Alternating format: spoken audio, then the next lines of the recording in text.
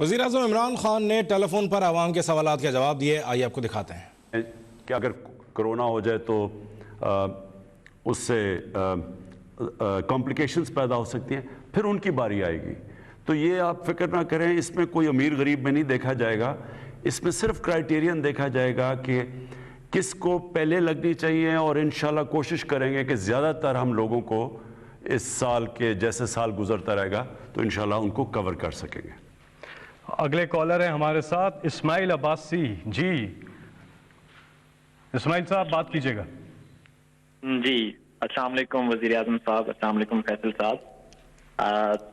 تو میں سوال کرنے سے پہلے اس بات کو سراہنا چاہوں گا کہ یہ جو سوال کی نشست آپ لوگوں نے شروع کی، یہ بہت خوش آئند ہے۔ کسی بھی معاشرے میں سوال بہت اہم ہے، تو یہ بس اتنی سی بات کے بعد میں سوال کی طرف آتا ہوں۔ اور میرا سوال خان صاحب کا جو ایک نظریہ ہے ریاست مدینہ کا جو کانسیپٹ خان صاحب پیش کرتے ہیں، اور یہ الیکشن سے پہلے بھی تھا اور میں بھی ان لوگوں میں سے تھا جس نے ووٹ کیا اس آواز اس بات کے لیے۔ تو خان صاحب سے سوال یہ ہے کہ یہ جو ایک رومانس آج ہماری قوم کا اس کانسیپٹ کے ساتھ آپ نے بنایا ہے، تو کیا آپ سمجھتے ہیں کہ یہ رومانس اسی طرح برقرار رہے گا؟ کہیں ایسا تو نہیں ہوگا کہ یہ ایک مغالطہ ہو جائے، فیلسی ہو جائے، انٹلیکچوئل فیلسی کا شکار ہو جائیں ہم، اور جو کانسیپٹ ریاست مدینہ کا ہمارے ذہن میں ہے وہ کہیں ڈسٹارٹ تو نہیں ہو جائے گا؟ چونکہ ہم دیکھتے ہیں کہ لوگ جب بات کرتے ہیں اسلام آباد پولیس کے ہاتھوں اسامہ ستی کا قتل ہو، سائیوال واقعہ ہو، تو لوگ کہتے ہیں کہ یہ ریاست مدینہ ہے۔ تو کہیں ہم جس چیز کو یولوجائز کرنا چاہتے ہیں، سراہنا چاہتے ہیں، جس کو بہت اٹھانا چاہتے ہیں، کہیں ہم اس گرینڈ وہ جو ڈیزائن ہے کہیں ایسا نہ ہو کہ وہ خواب جو ہے وہ اور خواب کا ٹوٹنا جو ہے وہ بڑا جی بیسکلی آپ یہ کہہ رہے ہیں کہیں فیل نہ ہو جائیں۔ دیکھیں میں آپ کو دو مختلف چیزیں بتانا چاہتا ہوں کہ اللہ نے مجھے شاید زیادہ آزمایا اور باقی لوگوں سے زیادہ کامیابی دی، یعنی مختلف چیزوں میں زندگی میں نے بڑے بڑے گولز رکھے، کرکٹ میں، پھر ایز کیپٹن، پھر شوکت خانم، پھر نمل یونیورسٹی، اور پھر ایک وہ آدمی جس کی کوئی پولیٹیکل بیک گراؤنڈ نہیں تھی، وہ ایک ٹو پارٹی سسٹم کے اندر وہ ایک پارٹی بناتا ہے، اور پھر ایک جد و جہد کے بعد وہ پارٹی اقتدار میں آ جاتی ہے۔ اور ٹو پارٹی سسٹم جو دنیا میں کہیں نہیں ٹوٹتا، یہ یاد رکھیں کہ جدھر دو پارٹیز ہیں وہ تیسری پارٹی کا آنا ناممکن ہے۔ امریکہ میں دیکھ لیں، انگلینڈ میں دیکھ لیں، اس وقت آپ ہندوستان میں دیکھ لیں، جدھر بھی دیکھ لیں۔ تو لہٰذا کہنے کا مقصد یہ ہے کہ یہ ساری چیزیں جب میں کرنے گیا، تو جس طرح آج آپ کہہ رہے ہیں کہ مدینہ کی ریاست ایک یہ ایسے خواب ہی نہ رہ جائے، تو یہ سب نے مجھے زندگی میں کہا کہ یہ چیزیں نہیں ہو سکتی۔ جو بھی میں نے کام کیا ہے، دنیا کہتی تھی یہ چیزیں نہیں ہو سکتی۔ اور وہ کیوں کہتی ہے دنیا؟ یہ یاد رکھیں، اور میں نوجوانوں کے لیے بھی بات کر رہا ہوں کہ کبھی آپ لوگوں کی باتوں سے یہ نہ ہو کہ اپنی خواب کے پیچھے نہ جائیں۔ دنیا ہمیشہ وہ چیزیں کہے گی جو ساری دنیا کرتی ہے، لیکن جب آپ کوئی ہٹ کے چیز کریں گے تو دنیا آپ کو ڈسکریج کرے گی کہ یہ نہیں ہو سکتا۔ تو پہلے تو میں یہ آپ کو بتا دوں کہ اللہ نے انسان کے اندر وہ طاقت دی ہے، جب انسان کو اشرف المخلوقات بنایا ہے تو اللہ نے انسان میں وہ چیز دی ہے جو اس نے فرشتوں کو کہا کہ میں نے تمہیں بھی نہیں دی۔ تو ہم اس کی عظیم مخلوق ہیں، ہمارے میں بہت صلاحیتیں ہیں۔ ہم کیونکہ کہیں نہ کہیں راستے میں اپنی خواب کے پیچھے نہیں جاتے، ہم اپنے دل کی خواہشوں کے پیچھے نہیں جاتے، ہم ڈر جاتے ہیں، ہم معاشرے ہمیں کہتا ہے کہ یہ نہیں ہو سکتا، تو ہم راستے میں وہ کام نہیں کرتے جو ہمارا دل کہتا ہے، ہم پھر وہ کام کرتے ہیں جو کہ ساری دنیا چاہتی ہے ہم کریں۔ آج تک دنیا میں کسی نے بھی کوئی بڑا کام کیا ہے تو ہر آدمی، ہر اس انسان کو دنیا نے کہا یہ نہیں ہو سکتا۔ جب پہلا آدمی ماؤنٹ ایورسٹ پہ چڑھا تھا، دنیا کے سب سے اونچے پہاڑ پہ، تو اس سے پہلے تو یا مر گیا تھا کوئی یا فیل ہو گیا تھا، تو لوگوں نے اسے کہا کہ تم نہ کرو، یا دیوانہ ہے جو کہ کوشش کر رہا ہے۔ تو یہ یاد رکھیں کہ انسان کا جو دل کہتا ہے اس کے پیچھے جانا چاہیے، اور پھر جب جائے گا تو پل جلا کے جائے کہ اب اس کی واپسی کوئی نہیں ہے. یعنی اگر میں نے یہ فیصلہ کیا ہے کہ انشاءاللہ یہ ہمارا مدینہ کے ریاست کے اصولوں پہ ایک عظیم قوم بنے گی، تو اس کے بعد کوئی دوسرا راستہ نہیں ہے. اب آ جائیں جی مدینہ کی ریاست، یہ سمجھ رہے ہیں، اور انشاءاللہ اب ہم پاکستان کے اندر 7، 8 اور 9 کلاسز میں ہر سکول کے اندر سبجیکٹ رکھ رہے ہیں سیرت نبی، کہ وہ کیا تھی مدینہ کی ریاست، کیونکہ لوگوں کو پتہ ہی نہیں ہے اس چیز کا. وہ کوئی ایک چیز ملک میں خراب ہوتی ہے وہ کہتے ہیں جی مدینہ کی ریاست کدھر گئی. مدینہ کی ریاست ایک بڑی خواب تھی، ایک ماڈرن ریاست تھی. دنیا میں پہلی دفعہ اس طرح کے کانسیپٹس آئے، ایک جمہوری کلچر آیا، قانون کی بالادستی آئی. کوئی قانون سے اوپر نہیں تھا. جب نبی صلی اللہ علیہ وسلم نے کہا کہ میری بیٹی بھی قانون توڑے گی تو اس کو ملے گی، کوئی قانون سے اوپر نہیں تھا. پھر ایک انسانیت کا نظام تھا جس کو فلاحی ریاست کہتے ہیں. ریاست نے اپنے کمزور طبقے کی ذمہ داری لی تھی. یہ بڑے کانسیپٹ تھے. پھر میرٹ تھی، پھر انسانی حقوق تھے. انسان کا جو بھی رنگ ہو، جو بھی دین ہو، سب قانون کے سامنے ایک برابر تھے. یعنی یہ جو سوچ تھی، جو نبی صلی اللہ علیہ وسلم کا آخری خطبہ تھا، وہ ہیومن رائٹس کا، جو آج UN کا چارٹر دیکھ لیں تو وہ تب انہوں نے تقریباً 1500 سال پہلے وہ چارٹر دیا تھا انسانیت کا. تو یہ سارے جو کانسیپٹس تھے یہ ماڈرن کانسیپٹس تھے. اور جب بھی مسلمان دنیا کوئی مسلمانوں کی تاریخ میں جو ملک ان اصولوں پہ گیا ہے وہ اوپر چلا گیا، اور جو مسلمان ملک نہیں بھی ہے جب وہ ان اصولوں پہ جاتا ہے وہ اوپر چلا جاتا ہے.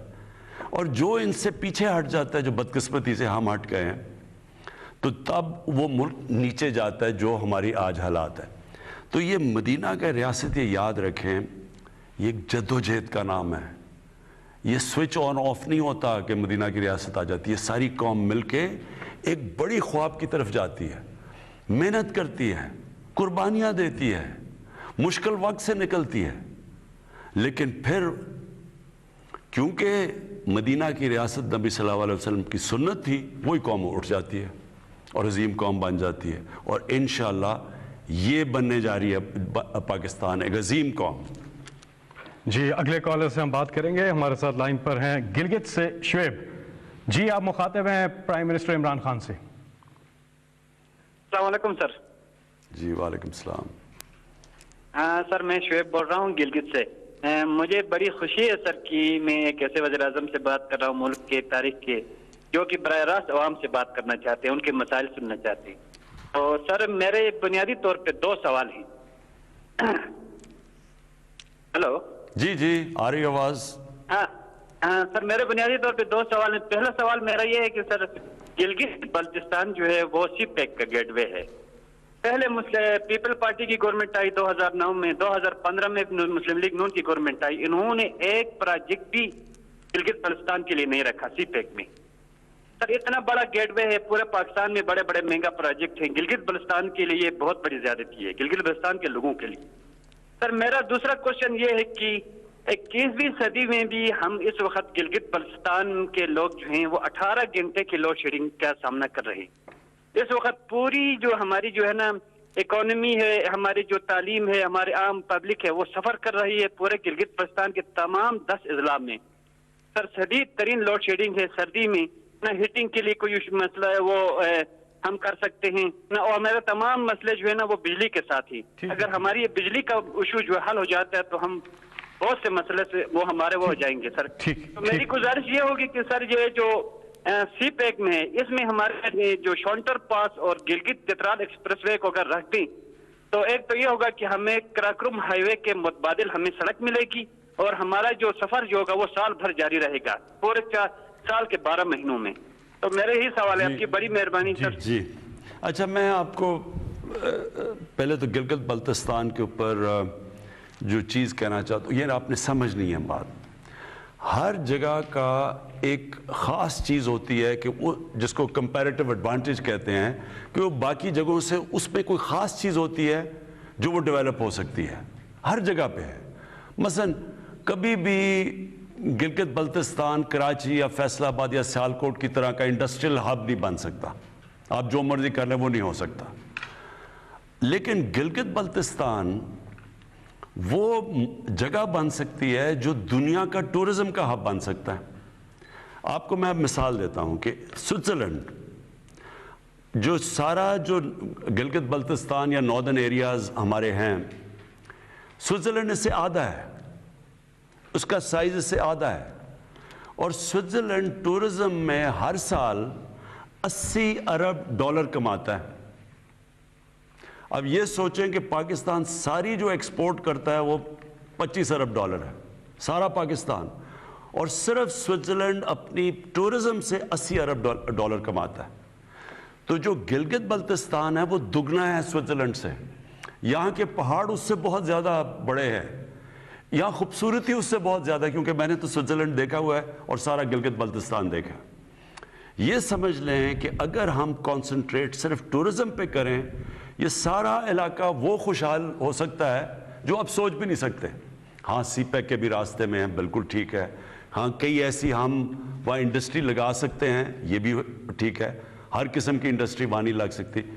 لیکن یہ میں آپ کو کہہ دوں کہ جو اب میری سوچ ہے، میں نے آپ کے چیف منسٹر سے میری بات چیت بھی ہوئی ہے کہ انشاءاللہ ہم پورا اب زور لگا رہے ہیں کہ ہم نے اس کو ٹورزم کا ہب بنانا ہے.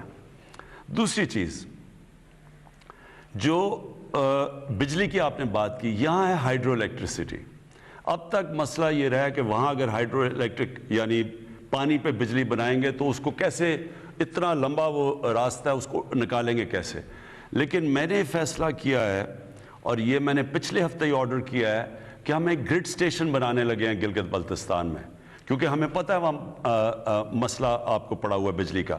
دوسری چیز، ہم چھوٹے چھوٹے ہائیڈرو بجلی یعنی پانی کے اوپر بجلی کے وہ جنریشن کے پلانٹس لگانے لگے ہیں، یہ بھی ہم اب کرنے لگے ہیں.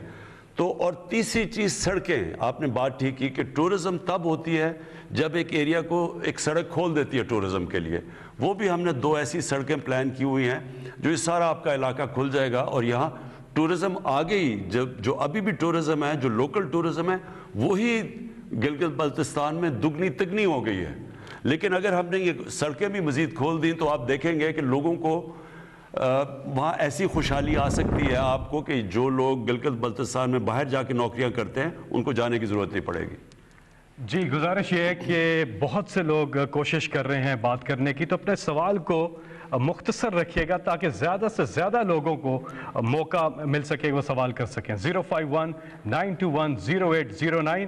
ہمارے ساتھ اب لائن پر ہیں ارشد اکرم تربت سے. جی ارشد صاحب. السلام علیکم. السلام علیکم. جی وعلیکم السلام. میرا سوال ارشد اکرم بات کر رہا ہوں تربت سے. میرا سر کوشچن ہے آپ سے. سر کچھ مہینے پہلے آپ نے یہاں وزٹ کیا تھا تربت میں، کچھ پروجیکٹس کے بھی یونیورسٹی میں ابتدا بھی کیے تھے، لیکن ہمارا ایشو یہ ہے کہ بلوچستان میں سر کہ ہم دور دراز علاقے میں بڑی مشکل سے اپنے گھر سے پیدل جا کر پہلے اسکول کی تعلیم حاصل کر لیتے ہیں، اس کے بعد کالج کی، اور پھر یونیورسٹی کے لیے ہم لوگ 5-6 ٹرانسپورٹ چینج کرنا پڑتا ہے، تعلیم حاصل کرنے پڑتے ہیں. اور تعلیم ڈگری حاصل کرنے کے لیے سر ہم نے بہت ڈسپلین کے ساتھ یونیورسٹی میں جا کر ڈگری حاصل کی، لیکن سر اس کے باوجود یہاں نہ پرائیویٹ سیکٹر میں یا نہ کہ گورنمنٹ سیکٹر میں جاب اپرچونٹیز کچھ بھی نہیں ہیں. تو سر ہم کریں تو کیا کریں اور جائیں تو کدھر جائیں سر؟ پہلا سوال سر یہ ہے میرا سر. ایک دوسرا سوال ہے چھوٹا سا جو انٹرنیٹ کے حوالے سے ہے. ایجوکیشن فیسلٹی اور ایجوکیشن ڈیولپمنٹ کے لیے انٹرنیٹ بہت ضروری ہے سر، لیکن تربت میں سر اتنے سال ہو گئے ہیں انٹرنیٹ سے تربت پورا ڈسٹرکٹ محروم ہے سر.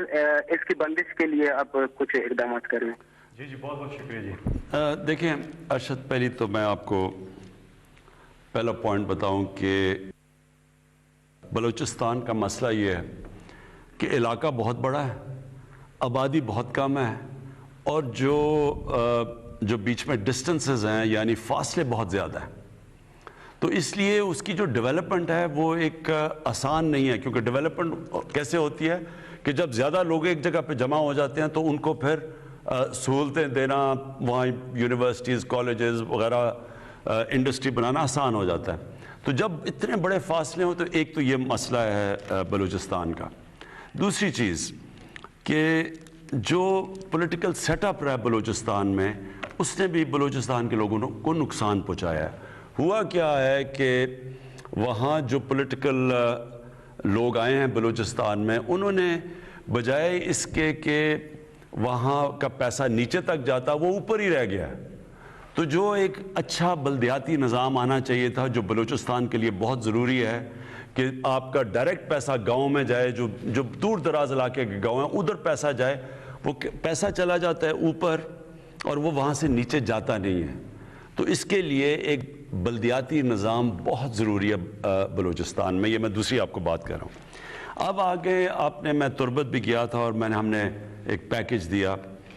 جو جنوبی بلوچستان ہے وہ ایک تو بلوچستان پیچھے رہ گیا ہے، جنوبی بلوچستان اور بھی پیچھے رہ گیا ہے۔ تو ہم نے ایک بڑا پیکج کیا ہے اور یہ انشاءاللہ بلوچستان کی تاریخ میں سب سے بڑا پیکج ہے۔ یہ پورا دیا ہے اور اس میں کوشش مختلف چیزوں کے اندر پیکج دیا ہے۔ ایک تو کنیکٹیوٹی دی ہے، انٹرنیٹ کی آپ بات کر رہے ہیں، یہ بہت ضروری ہے۔ انٹرنیٹ اب ایک ڈیولپمنٹ کا ایک طریقہ بن گیا ہے۔ ابھی تک قبائلی علاقے میں اور بلوچستان کے کئی علاقوں کے اندر 3G 4G نہیں تھا اور وہ کنیکٹیوٹی نہیں تھی، لیکن اس کی وجہ سیکیورٹی تھی، کیونکہ دہشت گرد بھی اس کو استعمال کرتے ہیں اور اس لیے دہشت گردی سے بچنے کے لیے نہیں تھا۔ لیکن ہم نے فیصلہ اب کیا ہے کہ ہم اپنے نوجوان جو ان دور دراز علاقوں میں رہتے ہیں اور خاص طور پہ بلوچستان کے کئی علاقوں میں جدھر نہیں تھا اور جو پرانا قبائلی علاقہ تھا ادھر بھی ہم نے اب فیصلہ کیا ہے کہ ہم ان کو 3G 4G دیں گے تاکہ لوگوں کے پاس کنیکٹیوٹی ہو۔ لیکن صرف مجھے آپ سے ایک چیز کہنی پڑے گی کہ تھوڑا آپ کو صبر کرنا پڑے گا۔ فیصلہ تو ہم نے کر لیا ہے کہ بلوچستان کو ڈیولپ کرنا، اور جو بھی ہمارے علاقے جس طرح پرانا قبائلی علاقہ جو اب مرج ڈسٹرکٹس جسے کہتے ہیں وہ پیچھے رہ گیا تھا، اس کو جو علاقے مثلا ڈی جی خان، روجان، یہ بھی علاقے پیچھے رہ گئے، اور اندرون سندھ وہاں بھی بہت غربت ہے۔ ہم نے فیصلہ تو کیا ہے اب ان کو ڈیولپ کرنا، لیکن تھوڑا سا آپ کو صبر اس لیے کرنا پڑے گا کہ گورنمنٹ کے پاس جس طرح کی وسائل چاہیے وہ اس وقت ہمارے پاس ہیں نہیں، اور ہمارے پاس جیسے جیسے وسائل بڑھتے جائیں گے ہم کریں گے۔ اور میں یہ آپ کو کہہ دوں کہ بلوچستان میں جو مدنیات مثلا جو آپ کی منرل ویلتھ ہے، جیسی یہ نکلے گی ہماری کوشش ہے کہ وہ ادھر ہی خرچ ہو، تاکہ وہاں کے لوگوں کو پہلے ہم ان کو اوپر اٹھائیں اور پھر اس کا کسی اور علاقے میں جائے۔ جی اب ہمارے ساتھ ہیں لاہور سے ثانیہ۔ السلام علیکم پرائم منسٹر صاحب، آپ سے ہماری بہت سی امیدیں وابستہ ہیں۔ آپ نے غریب کو چھت دینے کا وعدہ کیا، جیسے روٹی کپڑا مکان ایک سیاسی نعرہ تھا، اس طرح آپ کی حکومت نے پاکستان ہاؤسنگ سے غریب عوام کو گھر کا وعدہ کیا۔ سر مجھے کیا بینک قرضہ دے گا؟ میرے یہ نہ کچھ گروی رکھنے کو میرے پاس کچھ ہے، تو مجھے یہ گھر کیسے مل سکیں گے؟ یہ اچھا آپ نے کہا، اس کی بات کر لی۔ اچھا اب میں آپ کو ذرا سمجھاؤں کہ پاکستان کا جو سسٹم کیسا بنا اور کیوں ہم نے یہ لو کاسٹ ہاؤسنگ، یہ وہ طبقہ جو کہ خرید ہی نہیں سکتا گھر، کیوں ان کے لیے پورا پروگرام لے کے آئے ہیں جو نیا پاکستان ہاؤسنگ ہے۔ دیکھیں ساری دنیا میں گورنمنٹ گھر نہیں بنا کے دیتی، کوئی بھی دنیا میں گورنمنٹ، امیر سے امیر گورنمنٹ بھی سب کو غریب لوگوں کو گھر نہیں بنا کے دے سکتی۔ تو ہم ایک سسٹم لے کے آئے ہیں اور وہ آپ نے سمجھنا وہ کیا ہے۔ ہم نے یہ فیصلہ کیا کہ ہم پہلے تو بینکوں سے قرضے لینے کا سسٹم ہم نے شروع کیا۔ پاکستان میں آپ کو پتا، ساری دنیا میں آپ ذرا یہ بھی ذرا سمجھ لیں، امریکہ کے اندر، برطانیہ میں، یورپ میں 80% بینک جو لوگ گھر لیتے ہیں وہ بینکوں سے قرضے لے کے لیتے ہیں، جس کو مورگیج کہتے ہیں، ہاؤس فائنینسنگ، یعنی بینک فائنینس کرتے ہیں لوگوں کے گھر۔ تو 80% جو لوگ گھر لیتے ہیں وہ بینکوں سے قرضہ لے کے لیتے ہیں۔ मलेशिया में 30% लोग बैंकों से कर्जा लेके लेते हैं, घर बनाते हैं। हिंदुस्तान में 10% लोग यानी मॉर्गेज फाइनेंसिंग करते हैं, और पाकिस्तान में 0.2%। यानी हमारा कोई या कैश है तो घर बनाओ, नहीं तो घर ही नहीं बना सकते। तो लिहाजा हमने जो सिस्टम लेके आए, पहले हमने एक फोरक्लोजर लॉ है जो रुकावट बना हुआ था, यानी अगर बैंक किसी को पैसे दें, क्यों नहीं पैसे देते थे? क्योंकि अगर वो किसी को पैसे दें और वो घर ना बनाए तो उनका पैसा डूब जाता था, बैंक पैसे नहीं देते थे। लिहाजा एक अदालत के अंदर हमें बड़ी देर 2 साल लगे वो कानून जो फंसा हुआ था, जो कानून, उसको क्लियर करते हुए, उसको कहते हैं फोरक्लोजर लॉ। अब ये जो रुकावट ख़त्म हो गई है, अब बैंक कर्जा दे सकते हैं, लेकिन उसके लिए भी बैंकों को प्रैक्टिस ही नहीं है कर्जे देने की, क्योंकि उन्होंने कभी छोटे लोगों को कर्जे ही नहीं दिए। तो लिहाजा मैं खुद बैंक मैनेजर से, सारे जो बैंक्स के हेड्स हैं, उनको मिला हूँ। हम यहाँ मीटिंग करते हैं हर